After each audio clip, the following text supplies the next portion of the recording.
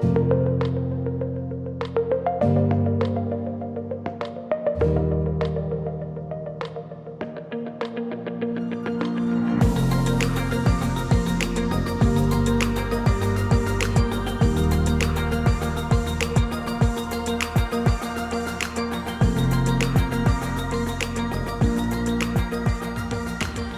and welcome back to The Path, the podcast from Lifestyle RX. We are going to do another episode of answering your questions. So, haven't done one of these for a bit, so we've compiled a bunch of questions that you asked from over the past few weeks, and I'm going to see how many Brendan can answer.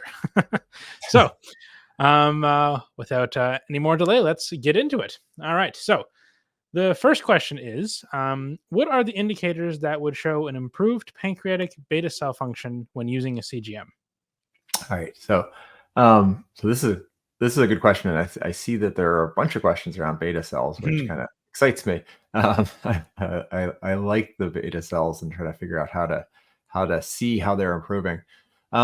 So one thing that you can see is it, with your CGM, if you're eating similar meals and you're not spiking to the same extent, and especially in the first 30 minutes, it tells you that something else is happening, right? So if the meal, if the meal is constant, so let's say you kind of have a meal that you're used to, and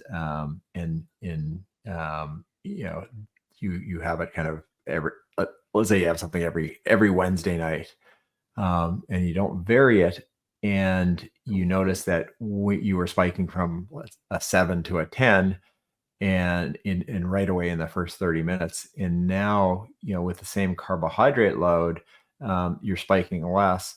That tells us something, especially the first 30 minutes, because what happens during the first 30 minutes is as soon as the glucose starts to enter into, well, actually, let me back up. As soon as you're cooking, and as soon as you're starting to your brain's starting to figure out that you're about to eat, your pancreas starts getting ready to release a little bit of insulin. And the reason it's going to release insulin is it's going to want to turn off the liver's production of glucose as soon as possible. And so remember, when you're not eating, your liver is producing the glucose that maintains your blood sugars. But as soon as you start eating, you want to turn that off, because as we keep saying, at a normal blood sugar, there's only this 1 teaspoon of glucose, and your liver can produce that in about 30 minutes. So that first 30 minutes, if you don't turn off your liver, you can very easily double or triple your blood sugar, which would be a huge spike, right? So that'd be like a 7 to a 21 type thing. And so, normally what we see is people who have diabetes, that first release of insulin is a little bit blunted. So that's one part of pancreas function that's a little bit blunted. So same meal, several weeks later, you notice that it goes up less, and you start to see that pattern. That's a pretty good indicator. And we definitely see that with people in the program who at the beginning may say, oh, you know what, like these yellow light carbs, I really can't have very many of them. And then later in the program, they're like, you know what, I actually can tolerate more of the yellow light carbs. So that first 30 minutes is kind of critical. After 30 minutes, the pancreas usually does muster up enough insulin in order to be able to cover it.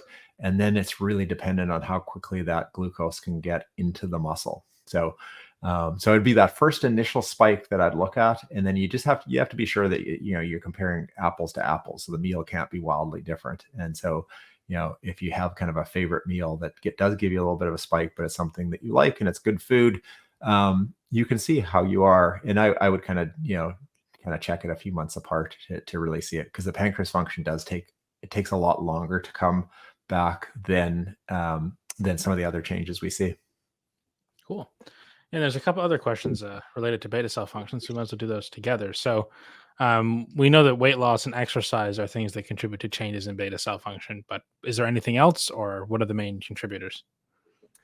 Yeah, so I love that the question already has some understanding of physiology and things that can work. And so the weight loss is actually kind of mentioned in Roy Taylor's work with the twin cycles, and as you lose fat in the liver and lose fat in the pancreas. The exercise is something that we emphasize because exercise has that effect. So I do love that the person asking this is referencing that. we see kind of a few different things going on, and the effect on the pancreas. There there are multiple factors. So Mm. sometimes just people come into the program and their blood sugars are really quite high. Yeah. And there's a degree of glucotoxicity on the pancreas. So just getting the blood sugar down actually, actually improves the pancreas's Mhm. function.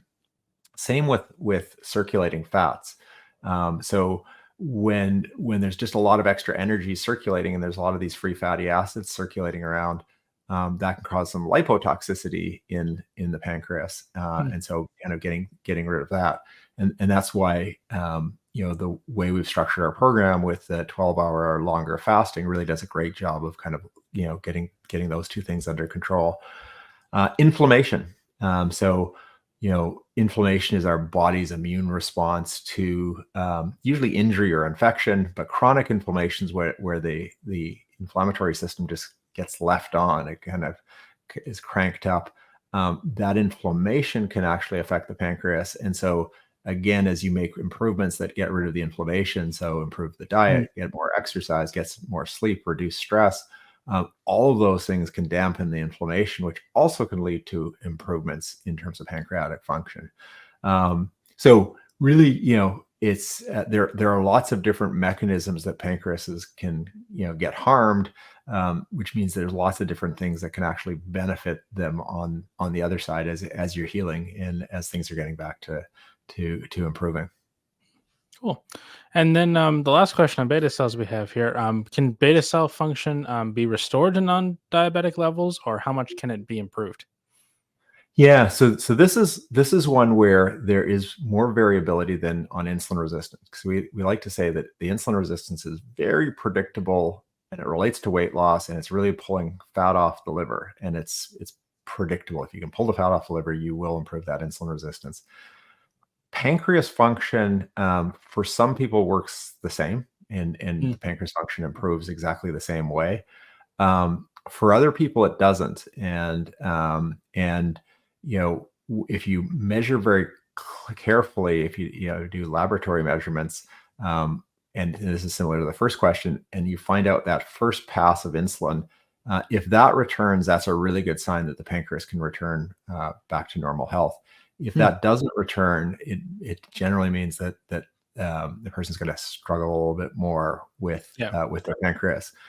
Um, what I've kind of learned is we don't really know upfront with a patient in front of us. Mm. Like I think I've used this example a lot, but one of my very first patients as I started doing this work was somebody who had been on insulin for 20 plus years, been on an insulin pump for 9 years. Pancreatic function was negligible at 11%. And now, albeit he was on insulin, so he couldn't quite interpret it that way, but it was pretty low. In fact, Yeah. that probably overestimated what his pancreas function was. Mm. And the raw amount of insulin was very, very low. Um, as that person kind of went through, they kind of went almost the backwards course. Mm. Their pancreas went from producing very little insulin actually back to producing a lot of insulin to compensate for some of the insulin resistance, and then eventually back to kind of Interesting. more normal levels. So that was somebody that really kind of taught me right away that you can't just kind of say just because somebody's had diabetes for 6 years that their pancreas won't be able to recover. Yeah. Um, it's less likely, but we don't know till we try. Hmm. And then the reality is, if your pancreas doesn't work very well, then this strategy is exactly what you need to do. I met somebody, or I met with somebody today who is um, very insulin deficient. Basically producing uh, about half the amount of insulin that you would normally need to have normal blood sugars, Okay. if you had no insulin Yeah. resistance. They are actually their insulin resistance score is 0.54, meaning that they are super insulin sensitive. They're almost twice Hmm. as insulin sensitive as normal and had normal A1C. So they're managing on very little of their own insulin. And so Interesting. Yeah. so I kind of look at this, from the pancreas standpoint is, we're going to know more in a year. If somebody's starting the program, I kind of literally will say that we're going to know more in a year. there's a case study of another person that I'm gonna prepare for one of these sessions, and she's done fabulously, but came in with 38% was her beta function and an A1C of Wow. 12 or 13. And I just got back her results a week or two ago, and she's now normal in beta cell function, from at least from our testing. Wow. So I think that the beta cell is it's kind of like that little it's like next year's Christmas present. You just have to wait for you got to wait to open it. Yeah. Cool. Okay. Moving on from the beta cell questions to some other stuff. So, what are some recommendations on how to optimize diet if you have diabetes and want to build muscle, but also practice fasting? Yeah. So this is again, these are great questions today. Um, what I love is that you want to build muscle. We actually all want to build muscle, or we should all want to build muscle. None of us none of us when we're 90 will wish that we had less muscle. So we should be Yeah. trying to build and preserve muscle, and especially for diabetics. Muscles, if you think about it, it's a buffer for the liver. So any of the carbs that we eat will should end up in the muscle. If they don't end up in the muscle, they go to the liver and get turned to fat. So the buffer that way. They're also a buffer from the pancreas standpoint. You just need less insulin if your muscles can quickly gobble up all the glucose that comes their way. So we want to build these strong, healthy muscles. But I think really what this person is getting at is, I'm doing this time restricted eating, and I'm going maybe in our program we'll say go up to 16 hours. We don't generally like people going past that. But usually with the 16 hours, you should be okay, because during your 8-hour window, you're going to get enough protein in. And so if you're getting enough protein and you're exercising, and ideally kind of a combination of aerobic exercise plus the resistance exercise, if you're doing all of that, you should be maintaining and building muscle, even with that 16-hour fast. And so the reason we don't like the longer fast is going 20 hours or just having one meal a day, or a longer fast. I think at that point it starts to cut into your ability to produce, to build muscle. But I think you're okay at 16 hours. Cool. All right. The next one. What is the best way to get rid of skin tags? Yeah. So skin tags. Now I honestly didn't know this all the way through my early years in practice. I saw lots of skin tags and I treated lots of skin tags, but I didn't ever put it together that skin tags happen when insulin levels are high.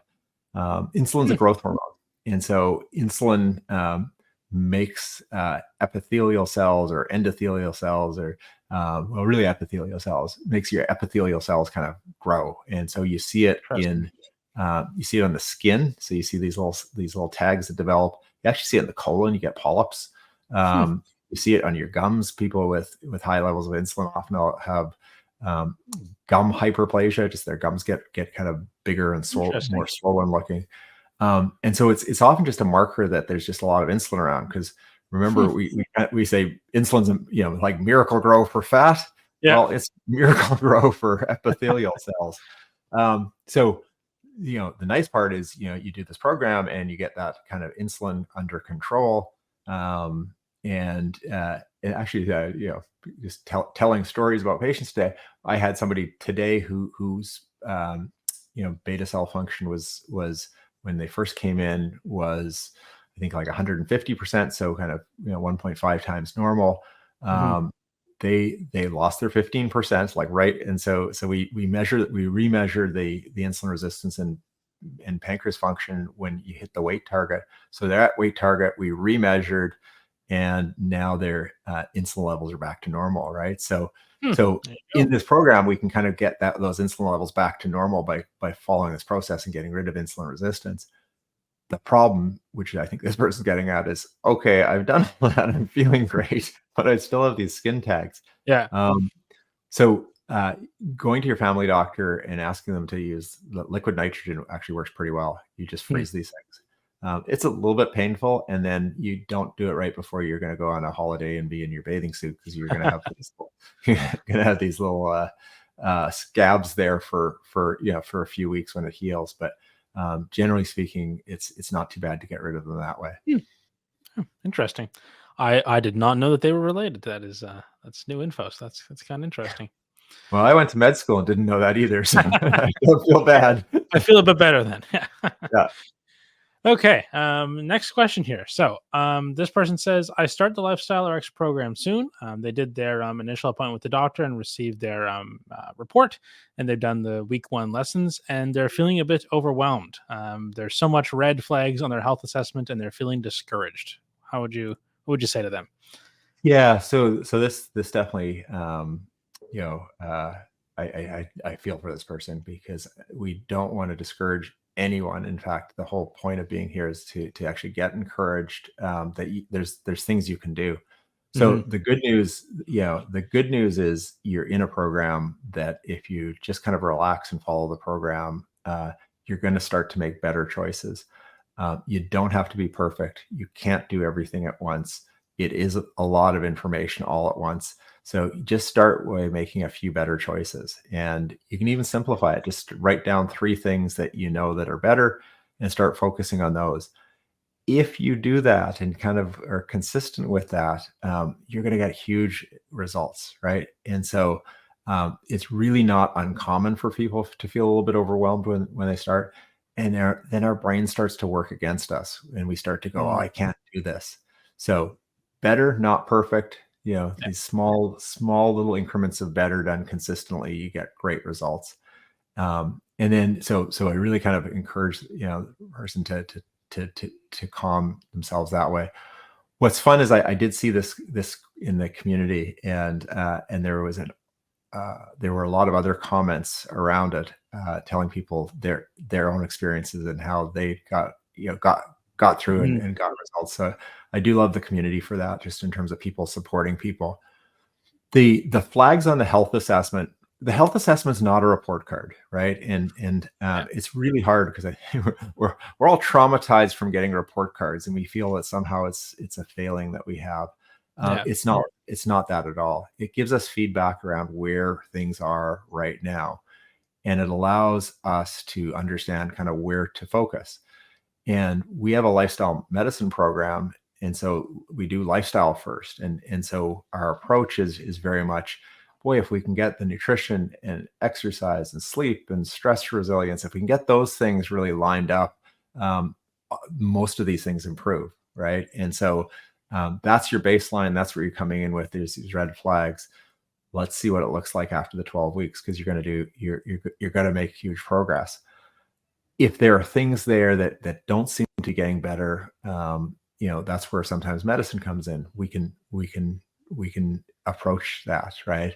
And sometimes we see that. We'll see people who make tremendous progress from the perspective of all their insulin resistance numbers, and they've got normal blood sugars, and their pancreas is now working all normally. But sometimes they still have high cholesterol, and there sometimes the answer is actually like, look, you've probably done everything you can do from a lifestyle perspective for this. We do have medications that can treat that, and we can take some of that risk away. Same thing with high blood pressure. We see sometimes, we see a lot of people with high blood pressure where it's purely related to insulin resistance. So when insulin levels go up, your blood pressure tends to go up. As that improves, your blood pressure tends to normalize. And in fact, we're kind of constantly keeping, reducing people's blood pressure medications. But occasionally we'll have people that they're exercising a lot. They've done everything. They've hit their weight target. Their insulin resistance is largely gone. The blood pressure is still up, and we don't really know why, but we can at least treat it, right? And so, so I think in terms of that I wouldn't want this person to feel discouraged by them. Now that we're aware of them, we can make them better, right? Yeah. And so the 12-week program is going to make a lot of them better. And then between what gets done there and kind of the conversations with the physician, we can kind of optimize many more of them. Awesome. Okay. So this person has a question about hunger hormones. Uh, should we? So should you? They want to know: should we be feeling hunger, and should we ignore it, and should we only eat when we feel hunger? Some people say they feel hungry all the time, but some don't. How are you? How are you supposed to interpret the signals? Yeah, so I think this is like almost a societal question. I think what we experience is hunger in our current current food environment and kind of where most people are is actually some degree of craving that comes from this insulin resistance process. And Mm, so as you go through and make changes, so many people will notice that what I thought was hunger really was craving. And hunger is a little bit more subtle, especially especially when we look at it from the standpoint of a 12-hour fast, mm, because your body really, it does have access to lots of energy, and it will find that energy. No, nobody nobody's gonna nobody's gonna die from a 12-hour fast. Like, we're not going to run out of energy because of that. So a lot of what we're dealing with is just this craving that happens when there's this degree of insulin resistance. So as you kind of work through that, it becomes easier and you kind of break through it. And often I think I would say on average by week 3, people have kind of broken through that. Some people takes a bit longer. Some people it happens a bit quicker. And then you kind of notice that hunger is a little bit different, mm, and it's more subtle, and at least the kind of hunger that you get when there's food around and we're eating. If we're doing a longer fast, you will get, obviously you'll get some pretty significant hunger signals. So then, when you get that more subtle hunger, then that becomes something that you can kind of, you understand, and often it's feedback around something else that's going on, right? And so, you're um, you're I'll give you a good example. I generally don't get hungry. And mm, yesterday, my wife got delayed from picking up our daughter. And so, dinner, wasn't going to happen for a few more hours. And I had some cheese and some crackers, and don't worry, they were good Mary's crackers, so they're 4+2 approved, but they're still a bit carby for me, and it triggered. I got hungry after that. It was weird, right? I thought mhm, I was eating to yeah, just have a little snack to save things off, but the carbs actually triggered a little bit of a craving type hunger. I don't think I was really hungry because I just had, from a nutrition standpoint, eaten something. yeah, So you do kind of occasionally see that, and it gives you some feedback that, okay, that probably wasn't an ideal snack for me at that point in time. It was a little bit too carby, and it generated probably a little insulin response, and then I probably stored away kind of mm, those carbs. Um, the other thing we see is sometimes you'll notice, and again, kind of a personal example. There's the cookbook called Oh She Glows, which has these fabulous plant-based recipes, but they're a bit low in protein. And mm, for a while, every time we'd have one of these, we'd be like hungry, kind of an hour and a half afterwards. You kind of get this hunger feeling, and it was there wasn't enough protein there. So mm, sometimes it's a signal that way. yeah, Um, Generally speaking, kind of if you're getting enough protein, you won't get much. You don't. You'll get a very subtle signal that it's time to eat, right? And it's surprisingly easy to kind of push through that. We don't want to push through that past 16 hours because we want to be sure that we get that. You get enough protein for the day. yeah, Um, as you're building up to this feeling, as you're kind of getting rid of the cravings, what we just have to watch is if you're not quite there and you haven't got that metabolic switch working, and you're still getting those kind of those what kind of what this person's calling hunger, and really kind of that craving sensation, it's just better to break the fast and eat, and make sure you kind of break the fast by having enough protein at that first meal, mm, so that you kind of build the satiation cycle. And the reason we say that is not because of anything kind of big going on. It's just the simple fact that if we sit with that hunger and craving for too long, it becomes harder to satiate it, and you tend to Yeah. overeat. And I think all of us have found ourselves in situations at time where we kind of eat and we know we should be full because we've just eaten enough, but we still haven't got rid of that feeling, and so you Yeah. go back for more. So we want to avoid that as we build up the fast. But um, anyways, for this person, that will pass, and it'll be something to marvel at because I think when I first started making some of these changes, it blew me away the difference between hunger and craving, but I only could figure it out after I'd made a bunch of these changes. Cool. And this next question is actually quite related. So, this person has started doing the 12 hours fasting by not eating after supper. However, they're feeling that they're not able to fall asleep because they're hungry. So, is that Right. that's a similar thing? I would imagine. It's totally a similar thing. It's just the metabolic switch thing, right? So the reason why it seems to work best at nighttime. So if you eat dinner and then you get to bed within a few, let's say 3 or 4 hours after dinner, you usually will have your dinner will be enough to kind of keep you satiated through that period of time. As you're kind of getting, your metabolic switch working, it might take another few hours for the metabolic switch to flip in. It's just easier if you're sleeping, right? Because you're not gonna notice it as much. Yeah. Um, if you skip dinner and with time restricted eating, if we were really kind of like following the circadian rhythm, yeah, it probably is better to have kind of breakfast and lunch and then skip dinner from a timing standpoint. But the challenge is you're going to probably get to that period where, okay, my metabolic switch hasn't really flipped into fat burning. My body's detecting that the we've stopped absorbing any new calories coming in. I'm going to get a hunger signal at that point, and then that can be hard to ignore, and so on. So, for this person, I would say, it'd probably be easier just to flip around and kind of have a later breakfast, and then kind of have a regular time dinner, so that they kind of go into the night, and that timing won't bug them. Perfect. Okay. So, next question. If I'm on metformin or another insulin, like a sugar reducing drug, and you take CDM readings or a finger prick to measure your sugar level, how do you know if you're doing a good job or it's just the medication that's making it seem good? How do you know the difference?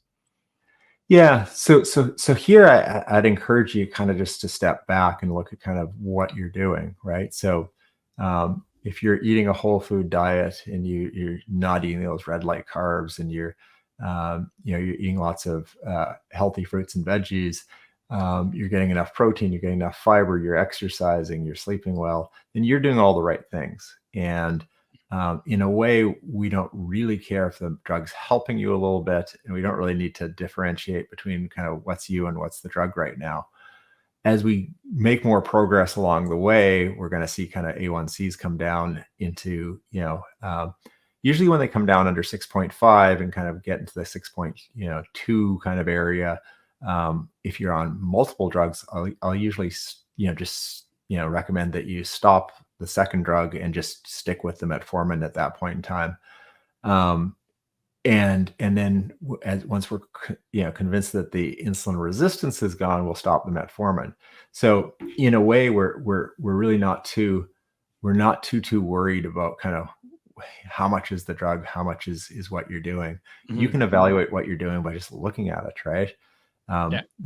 The same way that if your blood sugars are normal but you're eating red light carbs, we can kind of say that's probably not really helpful in the big Yeah. picture of things. So yeah, I think it's again, it's a good question, and I think it's an honest question, because I think people kind of they want the feedback that it's them doing it, but it's kind of a combination, and that's okay, right? Like, the metformin is a tool that you're using to help you on your journey.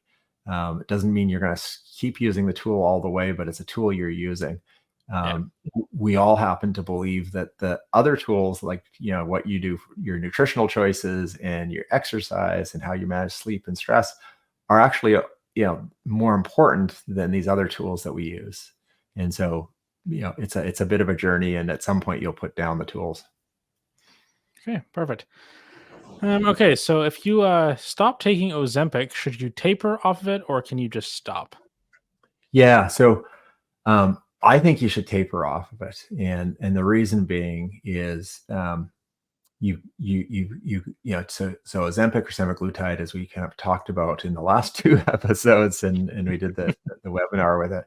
Um, it mimics one of our satiation hormones, so you're kind of walking around with a lot of the satiation signal going on. It probably does blunt some of your own satiation signals. And so what you kind of want to do is just gradually taper off and just pay attention to how you're feeling. So Mm, we start Ozempic slowly, like we start at kind of 0.25, zero point 0.5, and then 1, and kind of build up the dose because of side effects. I like to decrease it slowly on the basis of just seeing how you do, and then seeing, are you getting any rebound weight gain? And mm, um, what we've seen in our program is if you get the nutrition, if you really build some good nutrition and exercise habits, then the rebound weight gain is pretty minimal. And if we have to go a little bit slower to do it, we should be okay doing that, right? yeah, The idea here is um, you know it's a little bit, it takes a long time for type 2 diabetes to develop. As we start to reverse the process and get to remission, time's not, we don't need to be, there's no, whether it happens in 6 months or 16 months or 26 months, it shouldn't really matter, right? hmm We're headed in the right direction. direction. Things are improving. And we keep going. We're going to get there. For sure. Perfect. Okay. I think that's all the time we have for today. So thank you so much again for answering all the questions and sharing your knowledge with all of us. And thank you to all of you for listening. If you are interested in signing up for the Lifestyle RX program in January, maybe as part of a New Year's resolution or something like that, you can do that at lifestylерx.ca. And of course, share this with anyone else who you think might benefit. So thank you so much for watching, and we'll talk to you later.